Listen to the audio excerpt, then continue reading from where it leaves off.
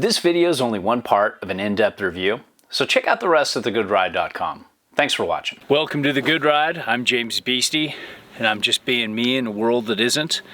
This is the Cardiff Bonsai 158. I got on this with my Union Atlas, my Burton Kendo, and my Burton Ion.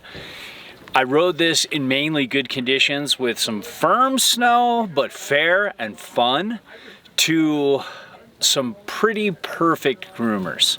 And to give you a short summary, this is a fast, hard carving, border cross-esque board that is damp and aggressive, but not as unforgiving as a lot of boards.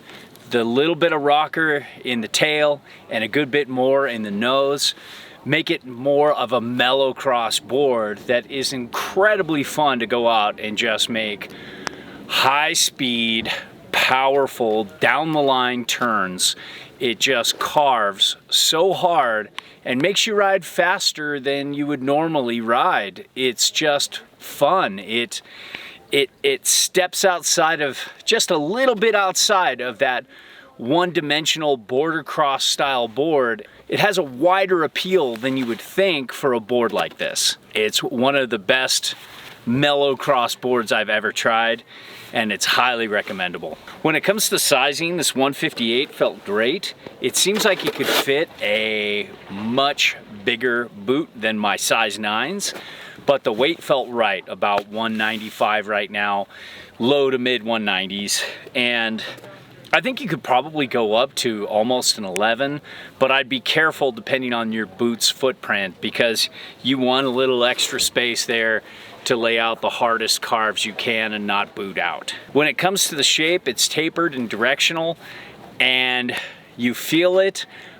but it's not super tapered, and it's not the kind of board that feels too back foot heavy.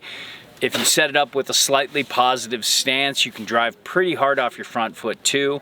The camber, I think they call it 60% camber, and it's just camber from just a little bit past the front binding to all the way back to just a little bit before that nubbin of a tail. And I really like that it just has just enough camber to carve hard and spring out of a turn, but not too much camber to where it feels so locked in and technical and unfriendly if you get off your game and need to skid a turn. It's not an easy board to skid turns with, and this is advanced to expert, but it's just gonna be, just have that little edge of mellowness to make it really fun. And I'm still kind of like, just got off the groomers and I'm still just feeling so happy from riding this.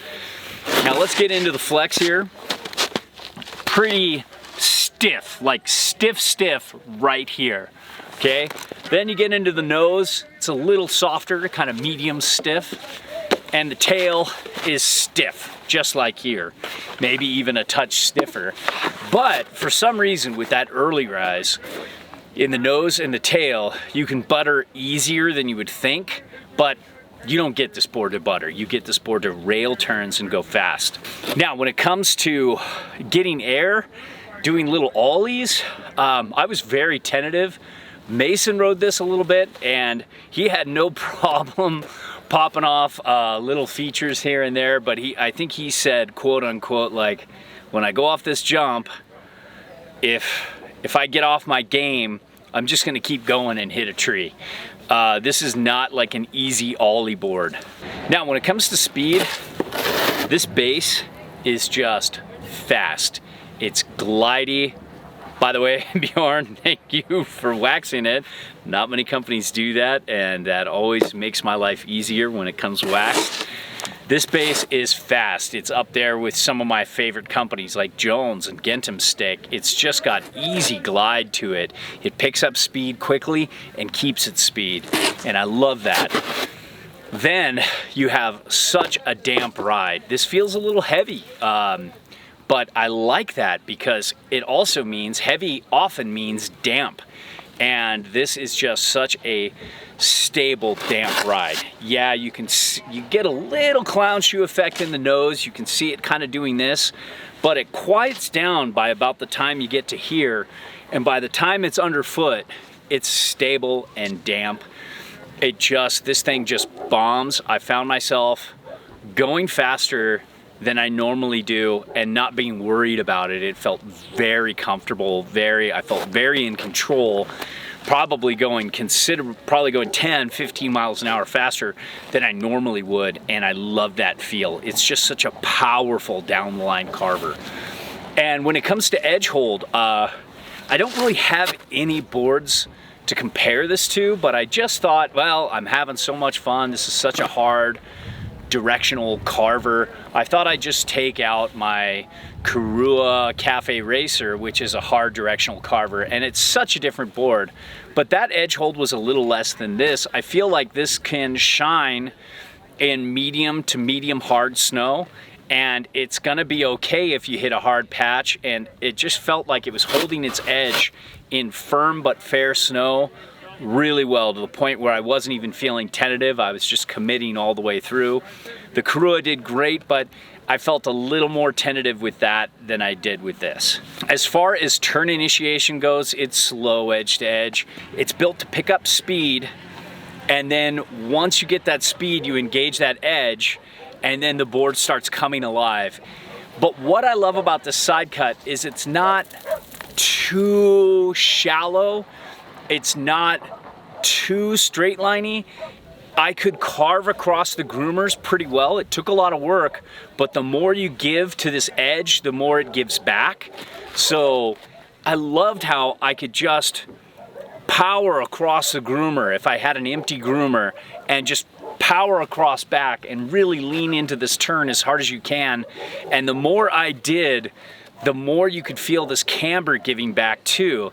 It pops way more out of a turn than you would think for a 60% camber board. They got some magic here, and it feels like there's more camber than there is, and it just kind of blew my mind. I really liked it. I just had some of the springiest turns I've had all year. Yeah, that like boards like the Cafe Racer with a little more camber, they're more fun for that kind of circle carving, more, you know, it interacts with a wider variety of turn types. But if you're just into like Peter, who just loves to point it and loves to make like big down the line turns, you're just gonna love this board. It's gonna be one of your favorites. The way this turned and carved really even appealed to me, and it's not my style of riding, but I found myself just going fast and driving the hardest turns I could, and just really trying to get high speed carves and go fast. I was having so much fun straight lining, it kind of blew my mind. Now powder, we didn't have any, and it doesn't look like we're getting any at the time that we're gonna have this board. We only had a limited window to test this. But yeah, I'd rather be on the Pagoda 10 times out of 10. But again, you know, this is just a racing kind of style board, but they made sure that you've got some good setback on board. You've got a big nose with early rise before that, a fast base. So if you want to kind of like just bomb through powder, this is gonna float pretty well, I think. And it's just not gonna be a turny, fun tree board. It would be kind of a little scary there, but I think it would just be a fun, wide open face kind of powder board where you just wanna race down the mountain. That would work for it. Overall, those that are super into high speed carves and just maybe want like to dabble in some border cross or want a forgiving border cross board, this is going to be a great, highly recommendable solution. It's one of my favorite quasi border cross, mellow cross kind of boards I've ever tried. It's a very recommendable board. All our reviews are a best effort, objective opinion from an average rider's perspective. There's no brand oversight, and we're free to say whatever we want. We send back everything unless it's a favorite, then we ask to keep those or straight up buy them. Now, if you need advice, fill out the eHarmony profile in the Contact Us section of the site. It's the only way I can help you properly. If you want to support us, and if what we reviewed appeals to you, it helps if you buy through our links. So, thanks for watching.